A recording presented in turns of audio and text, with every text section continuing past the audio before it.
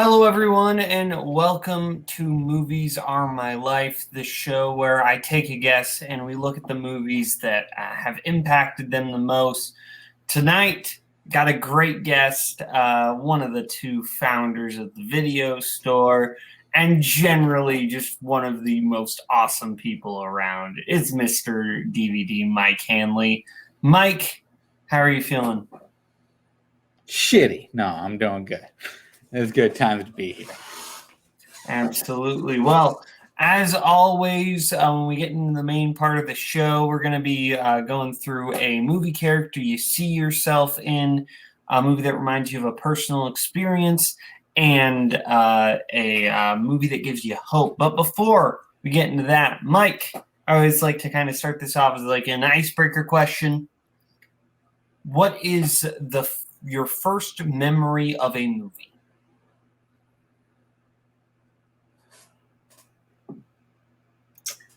Okay. I was trying to think of another one so I don't repeat myself all the fucking time, but it's usually the one I go to because one I remember the most, and that is watching the Images of Goodfellas in the theater. I'm a psychopath that way at 3 years old. You've told this story before, and it always astounds me. But it also, absolutely knowing you, that tracks that you would have seen Goodfellas in the theater at 3 years old. So, like, can I ask, like, when your parents, was it both parents, or was it, like, just your dad? Oh, no. It was both my parents have always been very not only movie oriented, but hey, if we're gonna watch it, you guys can watch it as well. So me and my sister were exposed to a shitload of movies as small children that probably we shouldn't have been, but you know. That's fair. So there wasn't really much hesitation then, basically. No, not at all. I remember when There's Something About Mary came out. My parents were gonna take me, my sister, and then my friend to be like, I think we were getting off a soccer camp that I used to be a part of, and they were gonna we were gonna go see it, but they went, because at that time I had to be like 11 probably, if you saw Goodfellas when you were 3. Yeah, that about tracks. So my friend who was like 10 or 11 at the same point, we were all gonna go, but then we found out what movie we were seeing, and then friend couldn't go, so we went to go see it, of course, because I wasn't gonna miss that shit. So we went to go see something about Mary. So yeah, it was always that any movie, like we would have movie nights every single night where we'd invite the neighborhood kids over and watch like fucking Leprechaun and shit when I was like 4. It's good times. You know what? Fair. I don't know if we were growing up around the same time, I don't think I would have been allowed to go to your house. That's completely fair. All right, but let's get into it. First off, Mike, what is a movie character that you see yourself in? Okay, so this one was pretty simple for me. I had a couple good answers here, but the number one has always been Mikey from The Goonies, played by Sean Astin. This is very interesting to me because the Goonies is a very Mike movie. Like that's super clear to me. Especially upon rewatching this, Mikey is not necessarily the character I would first think of when it comes to you. So I guess just to start off, what is it about Mikey that you see yourself in? I love the fact that dude is very much selfless and about his friends. 100%. Like the whole movie is about him going, hey, these people are coming in to basically kick us out of this neighborhood. I'm never going to get to see my friends again. We're never going to get to be part of the Goondocks anymore. We're not the Goonies anymore. I need to stop that. I need to find any way I can to stop that. So not only does he risk being fucking killed by a crime family in a way, but he also risks going down into like the Cave of Wonders, where you got all kinds of freaky booby traps and shit going on. It doesn't matter. Like they even have a part to leave halfway through with the down the well, and he's the one that stops them from going. Beatty goes, "This is our last chance to all be together. If we don't do this, there is no chance. And I grew up like him with a good group of friends in elementary school that, unlike him, I lost in junior high. And we didn't all separate. It was just I separated from them in a way, and I tried to rekindle that in high school. It never worked out. And it's always been a big part of me to have that, keep those group of friends together anymore. And that's why I kind of relate to movies like Stand By Me, Monster Squad, Diner, Dazed and Confused, a group of friends that just hang out. Because I miss that so much of having that. And I've kind of rekindled that with you guys in this community and stuff like that. But now any friendship I have, I go above and beyond to try to savor that friendship. And I put that a lot with that Mikey character, because that's all he does. That's all he wants. He wants his friends. He wants to be loved. He wants to be cherished by his friends. And he'll do whatever. And yeah, they give each other shit, but that's what all friends do. At the end of the day, all he tries to do is save the friendship. He doesn't give a shit about the diamonds for the money purposes. He wants that treasure to save his friends. That's very interesting. Now that you say that knowing you, everything that you just said absolutely lines up with all those elements of Mikey. You know, I think of, you know, watching Mikey, I more kind of saw I think the reason why I was like, this is the character that Mike sees himself in. It's not those parts of it. It was the fact that, you know, Mikey has all these weaknesses, right? That Mikey is this kind of, you know, has a lot of, you know, is more of like the kid character that everyone kind of has to take care of a little bit. And like, that's not Mike. That's not really Mike. But now that you say all those things about, you know, the kind of loyalty and the need for that kind of core group of friends, that absolutely tracks with you. Now, who did you think I was out of this game? I think I know, but I want to hear from you to see if I'm I mean, to be honest, you kind of seem like an amalgamation of all the Goonies. Like, you kind of feel like you have a little bit of everyone. But I mean, I think you know the character that I was thinking of, which is Mouth. Yeah. Once you said that, I went, you motherfucker think of Mouth, don't you? No, you shouldn't take that as anything other than a compliment. Yeah, no, 100%. Like, yeah, just I love the Mouth. guy who comes in and is just willing to talk till the cows come home and just basically BS everybody a little bit, but still like a loving member of the group. When he does that shit with the house cleaner, one of the funniest things of all time. And that is, mind you, that is something I would probably do. That is the type of just fun joke that's where I see Mouth in you. But no, I completely get what you're saying about Mikey. If you don't mind, I kind of want to backtrack a second though to that. So it kind of sounds like you're saying a lot of that core group, or a lot of that core focus on finding that core group of friends comes from having a really good core group of friends in junior high and then losing them. Yeah. It was me, because I had a weird thing, because in elementary school, my elementary school went through 6th grade, and then junior high would be 7th and 8th. So in 6th grade, we moved to another school.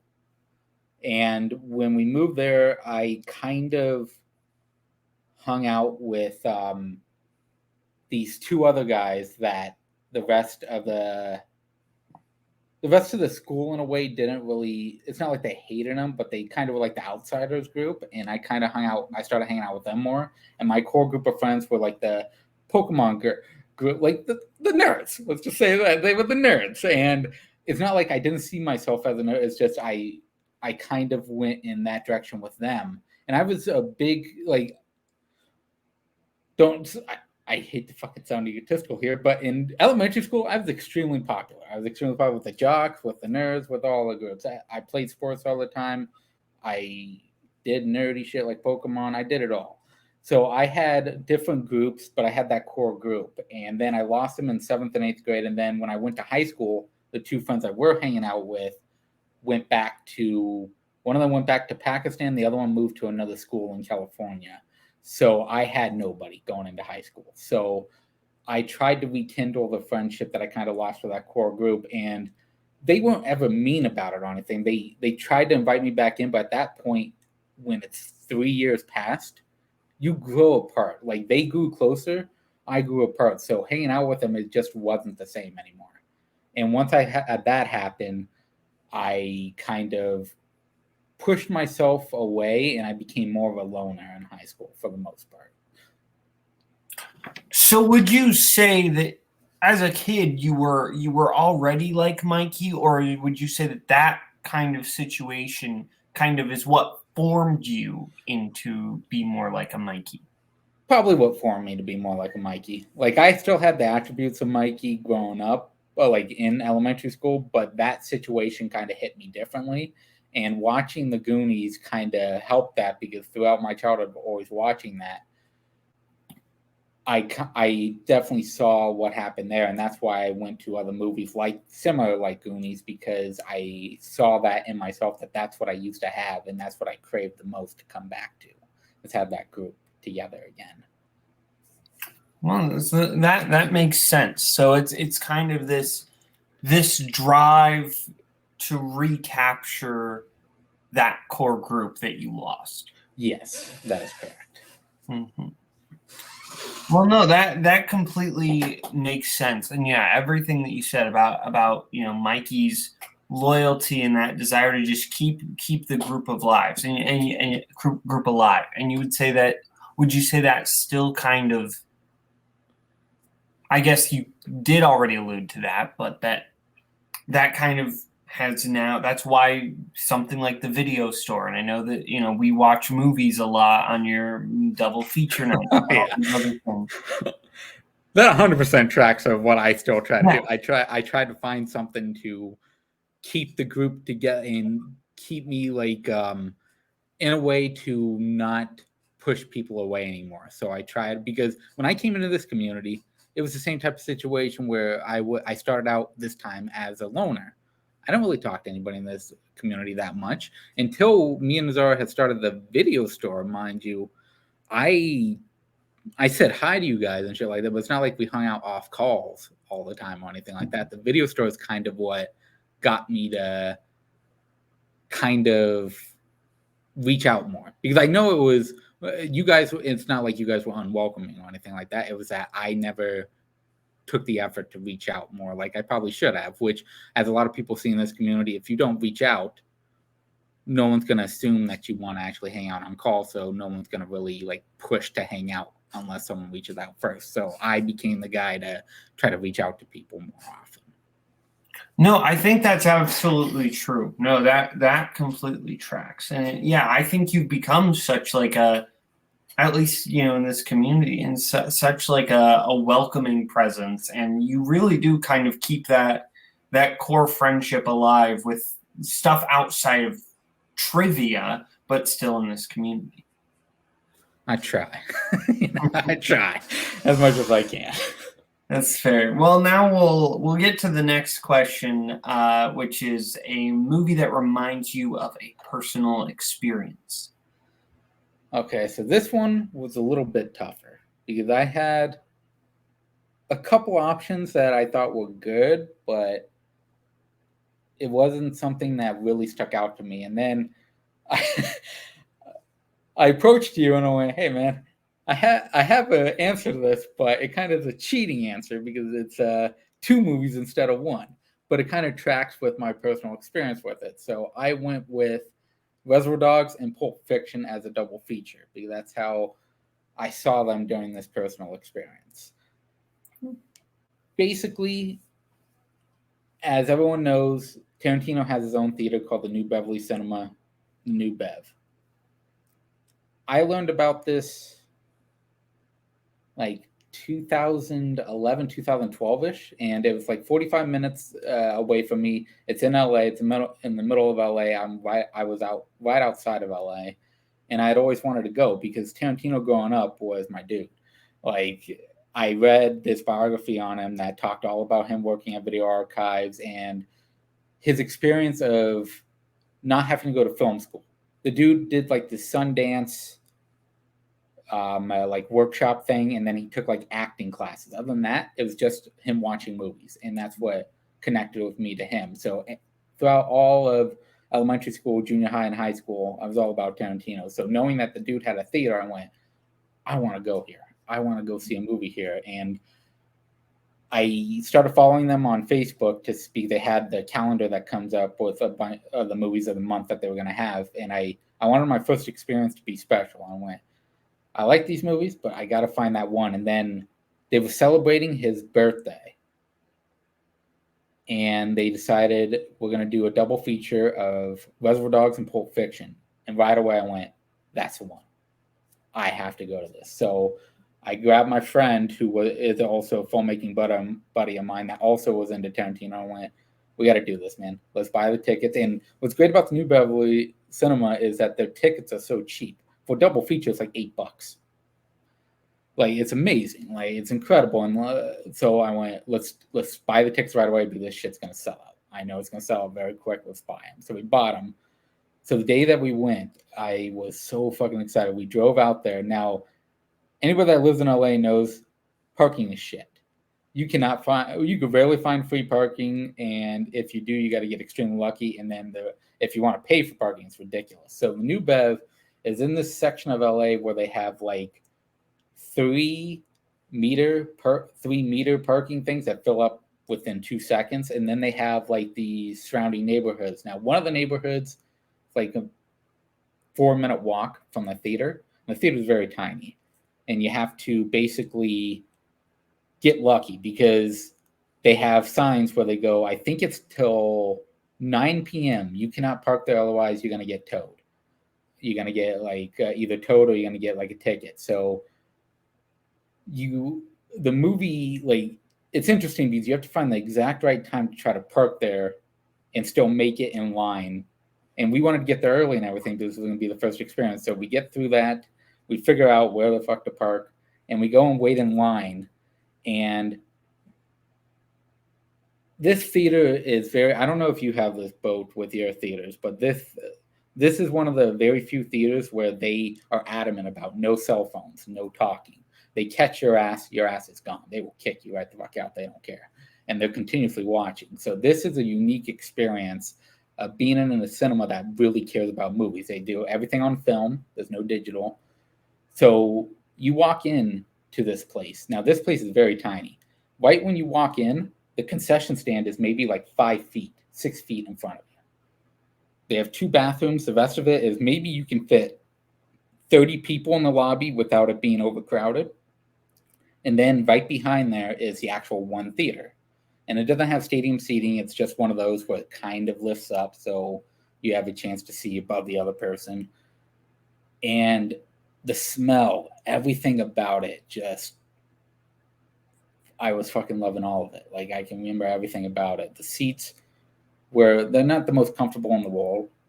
Very, like, jaggedy and stuff like that. But being in there and getting to sit there, and what they do is, if like they have certain screenings where, like, I went to one where like Brad Dourif showed up and he'll do like a Q&A beforehand with one of the managers there and stuff like that, and they'll introduce the movie, shit like that. This one, back of my mind, I was always thinking, this would be the one like Tarantino would show up to, you know, but no fucking way. He ain't showing up to this. He knows everyone that's going there thinking he's going to show up. So he doesn't show up to this one. So it's the manager. He comes up, he introduces the movies. He goes, this is how it works. You know, cell phones, stuff like that.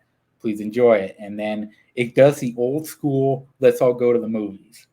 That old school one, that's what pops up. And then Tarantino picks the trailers for every movie that he shows there. So it's not necessarily just Tarantino movies. It could be like movies with the same actor or the same tone. So they have the trailers play for like 8 minutes. And then Reservoir Dogs started. And seeing it in the Tarantino theater was such a surreal experience for me. Everyone was quiet. They laughed at the right moments. Everyone was in, like, you were just fucking in it. You were in the fucking movie watching it with the rest of these people. And then they have an intermission before they started the next one. We can get up and stuff like that. And already I was sitting there going, this is my favorite theater of all time. I love this place so much. This is so cool. Because everyone around you is talking about movies. When the movie's not going on, all they're doing is talking about movies and stuff like that. And then it gets to Pulp Fiction. And Pulp Fiction has always been up there as my one or my number two favorite Tarantino movies, and seeing that on film with the cigarette burns, with shit going on, is so fucking amazing. Getting to watch that was so incredible in that theater. And I can remember the smell. I can remember the person sitting to my left of me while my friend was sitting to the right. And I would just randomly look around and look at everyone just staring at the screen. Like no one, like this is not for those high schoolers that go on a Friday night just to spend $15 to talk to each other because, you know, they can't do that shit for free anywhere else. This is a place you spend that money, you're there to see the movie. And that furthered my love 100% for Tarantino and for these retro style theaters because they care about the cinema experience so much. And they have like dollar candy, dollar popcorn. Everything is so affordable in a place in the middle of LA, which is already expensive as shit. And you got this place that charging little smithers for shit that you can get. And walking out of there that night just changed my perspective on those two movies forever. Anytime I watch those now, all I think of is that experience. And it was just so incredible to finally get there. Now I've been there numerous times and I love it every time I go. But that first experience will stay with me forever. Wow, that sounds like an incredible experience. I've never been to the New Beverly, but that sounds like an amazing time. So now that, but it's interesting though that now that you say that experience that really was so important to you. Now, every time you watch either Reservoir Dogs or Pulp Fiction, that's what you're thinking about. That those movies essentially transport you back to that moment now. Is that correct? Yeah, that's 100% correct. Yeah.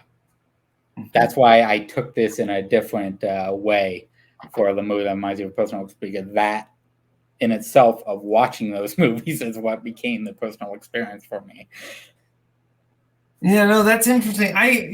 When I came up with this question, I had a certain direction in mind, and both my guests that I've had have taken it in a different direction. Yeah. Adelaide talked about just telling someone to read the book, and that's how the movie reminds them of a personal experience. And with this, your personal experience is watching those movies. Yeah. I actually think, but those were both great stories, and I think that was such like a great story because I know you, and that movies are your life. Yeah. Like the title, like you were. There's a reason why you're my second guest because you are like the person who I think of when it comes to this show because I know movies are so important to you. Yeah, they're my number one in life. What? They're my number one in life. Yeah, absolutely. It's kind of fucked up to say. At this point, it really is. It's what I go to all the time. It's movies. Yeah, but no, that's such a great story and how. So, and you've been to the New Beverly a few times after that? Oh, yeah. I saw like a double feature Scream 1 and 2 with my friend Rose and our other friend. I've seen Exorcist 3. That's one that Brad Dorff showed up to. I saw a Christmas Vacation and Gremlins double feature during Christmas. That was fucking awesome. That was a great time. And then I've seen like, I saw Dazed and Confused with Paul at the New Bev, which was really fun. Like, it's been a lot of single movies, but then I've always wanted to go to their, like, I've always been to like the big ones that everyone promotes. But I've always wanted to go to like some random ones during the week that they have that I just haven't had a chance to yet. Because they'll show random movies, like they'll have like a Clint Eastwood month, and they'll show a random Clint Eastwood movie that no one talks about on like a Monday. Those are the ones I really want to try to go to just to see how the audience is there. Because when you go into the big ones, you know the audience is there to see that movie because it's huge. But the random like Clint Eastwood movie, you ain't gonna get the big crowd to go to that. So I'm very curious how that would affect my experience there, because I think it would heighten it even more to know that the super fans of this random movie are there to see it. Would be amazing. And my last theater experience before the pandemic was Starship Troopers at the New Bev. Oh wow. That was the last movie I saw before the pandemic hit, and then I wasn't able to go back to the theater for like a year and a half. Was that at least a good experience? Oh, I love that experience of seeing Starship Troopers there. That was like, I had always dreamed about that. I was telling my friend, that's the time we got to go when they do Starship Troopers. Thinking in my mind, I went, there's no fucking way they're going to play Starship Troopers as a new Bev. It's so random of a movie. And then boom, I see this thing. I went, yes, I'm going. Yes, titties, you know? Well, I'm glad that, I obviously, I kind of had this question. I purposefully kept this question vague to kind of go in multiple different directions so that whoever answered it could choose whatever experience they wanted to. And I really liked hearing about that experience because while it wasn't necessarily like, this kind of groundbreaking emotional experience, it was an emotional experience in its own way. And it was in a happy way. That was a super meaningful experience to you, even though to somebody else it was just you going to see Reservoir Dogs and Pulp Fiction at a nice theater. I know you so well that absolutely makes sense. That would be a groundbreaking moment for you. Yeah, that is correct. It was like, I tell it to random people sometimes that I went to go see like Reservoir Dogs and Pulp Fiction. I'm like, cool. Like that's the response I get from regular people. So I know when I tell some of you guys that of going to like the Tarantino theater, especially Tarantino fans, they go, "Holy shit, that's awesome!" And those are the people I really like telling that story to, because those are the people that can tell that connection's there, rather than some random person going, "Awesome." Like, why don't you go at the fucking AMC or something? The hell's wrong with you? That's fair. All right, well, now we'll move to the last of our three questions, which is, what is a movie that gives you hope? Okay, so this one was very difficult. It took me a while to figure out an actual good answer for this, because there's just beyond so many answers, including every fucking poster behind me. All those came up in my mind to choose for this. Like, I had so many options, and then I went, there is one that kind of, like, not only takes what we've already talked about with the other two movies, but not only connects those with this, but in general, my entire the name of the show, Movies of My Life, and why this movie means so much to me. Cinema Paradiso. This movie, in this community, I don't know how well known it is at this point. I know a couple of you definitely know. You finally got to watch it. There's a couple people that I know that I've told that you should watch that this is a fucking movie for movie lovers. 100%. And that's what gives me hope, because movies have literally saved my life when I've needed them, when I've needed something the most, because I deal with very heavy, deep depression throughout my life, especially the last couple of years have hit me very badly. And I've had friends, of course, that bring me back. Like, I give all 100% to them for helping me through when I needed them the most. But movies is what have done that. Not only the theater experience, but just watching movies in general have taken me away. Like, it takes main character away from all his shit that he's dealing with in that movie at his home life. He goes to that cinema to see his friend, the projectionist, and just falling in love with movies and wanting to become a director. And going through that is kind of, in a way, the direction I took. I don't have a bad home life, mind you. I'm not going to throw that. Like, that is not the big thing with me. It was the fact that a bunch of other personal shit would hit me at times. Loss of a friend by suicide and a bunch of other stuff that kind of surrounded me. The theater experience and movie, and just being able to put on a movie when I'm sad, and it gives me hope. That movie, and this movie especially, watching it, I watch it anytime I'm sad, because it makes me believe that movies will always be there no matter what. Even if theaters went out, like it almost did with the pandemic, where people were like really worried that theaters were going out completely. Movies in general will always be there. They won't be going away. You can always find one. You can still find VHSs, for Christ's sakes. Like, you can still find a way to watch movies. And that's what gives me hope with it, watching this movie, is that for him, movies in a way took him away from his demons, took him away from the personal shit he was going through, And even when he grows older, and the stuff that happens between him and the projectionist, and then coming back when he's older, after he's actually accomplished director, and seeing that the cinema is going to be tearing down and stuff like that, and brings back so many memories. And then he gets that, they have that scene at the end where he finds out that all the scenes that the projectionist had to take out because of certain things. I'm trying to be unspoilery as I can here. He made him that compilation of it, and that tears me up every time because you can tell that dude, they really did love each other, and he could tell that this being at the cinema saved that kid's life, and the projectionist knows that, and that's why he saved those for him. Because he went, this is what he connected with. I saw him connect with it because he would always grab like the film cells off the ground and keep them. And for me, that connects with me so much of having hope for like through the darkest times, that watching like Jurassic Park, watching E.T., watching Jaws, watching this movie, Cinema Paradiso, can make me happy. And even if it's a sad movie like Perks of Being a Wallflower, Schindler's List, that can still give me hope because I'm watching it and I'm transported in that world for 2 hours to away from all the bullshit. There's no money that I'm thinking about.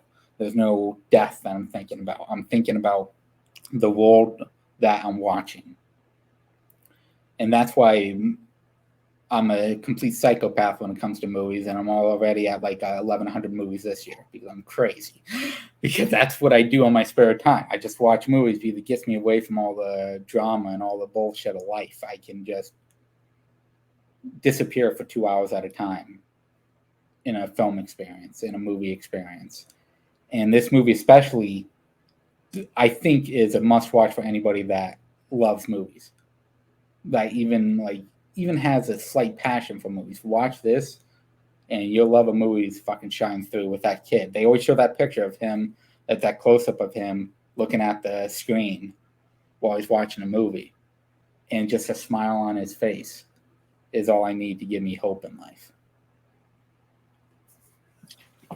It's interesting to me how you kind of describe movies for you, because we hear a lot about, oh, some movies are, proper movies, and some movies are just for escapism.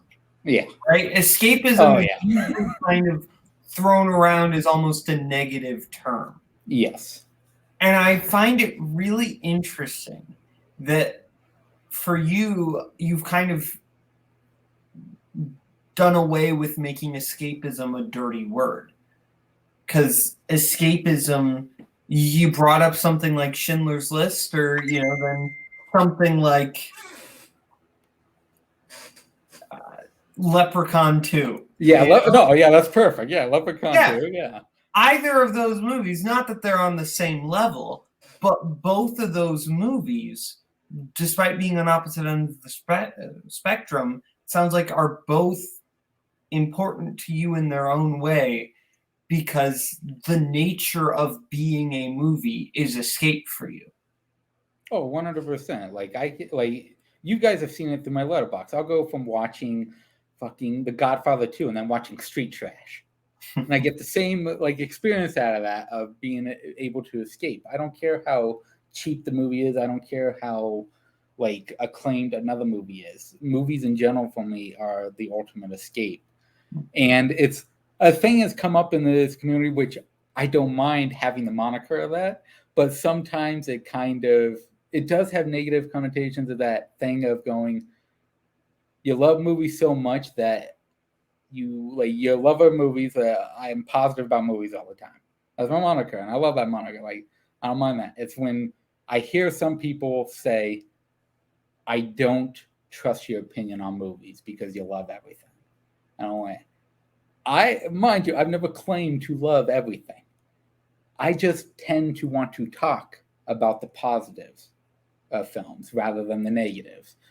Mind you, it is part of being in an industry where they fucking tell you, don't talk shit about these certain things because sooner or later you could end up working with these motherfuckers. And the moment they hear, what the fuck did you just say about the movie? Why would I want to work with you then if you hate this? So yeah, publicity wise, it is a smart move to be positive. But in the way I look at movies since as a child, I've always looked at it as wanting to be positive about them, no matter what. This is why my review started at 2 instead of, like a fucking half a star, is because I look at movies as no matter how negative a movie may be, how poorly shot, poorly filmed, it still took a hell of a lot to make that movie. And that's why not everyone can make movies. Not everyone can put out fucking 500 people can start making a movie. Maybe 10 of them will ever actually make that movie. Because it's very difficult to make a movie. So I will give them that regard. I will always give at least a 2-star to go, hey, you fucking made this, and that's very difficult to do. And that's why I've always looked at movies as hope in general, is that it's an experience that takes anybody out of the world. Like anybody. Like there's somebody out there that their favorite movie is Emoji Movie. It's fucking crazy, but there's somebody out there that probably their favorite movie is Emoji Movie. Is that my favorite movie? No. But that's someone else's favorite movie. That's what I also love about movies in general, is that everyone has their own favorite movie that someone else may fucking despise in life. Like movie 43. We know a certain person that loves shit out of that movie, non-ironically.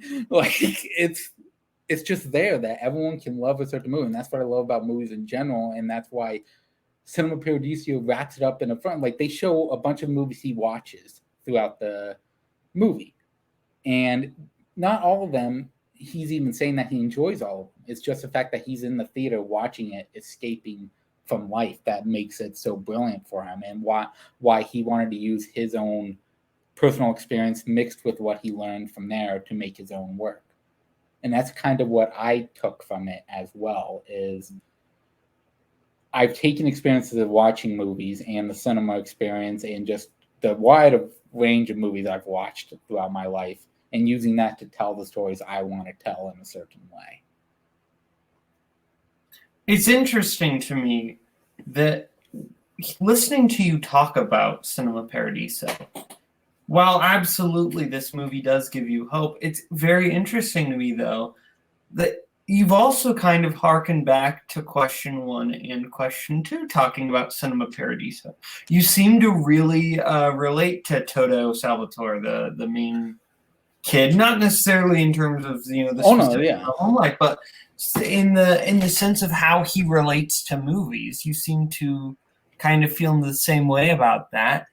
And also, clearly, it is a movie that has reminded you of a lot of personal experiences and kind of goes with a lot of your own personal experience in terms of how you relate to movies. So I think that's so interesting that it's kind of answered all 3 of those questions. You've cracked my code. I kind of set this up in that way because I originally had Cinema Paradiso as number 2 as a personal experience, and then I went back and forth and going, shit, which one works better there in a way? If I use it as my number 3, then I can talk about all 3 of them. Yes, I did cheat a little bit to be able to talk. No, I don't think it's cheating at all. Because I do think that this movie helped, and I think that a movie can absolutely fit in all 3 of these categories. No, I don't think you're cheating at all in that sense. But yeah, in movies in general, this is why I think this show. When you brought this idea to me, I'm going, I want to do this show and I want to do it on the Video Store channel. I thought this is perfect show for this channel.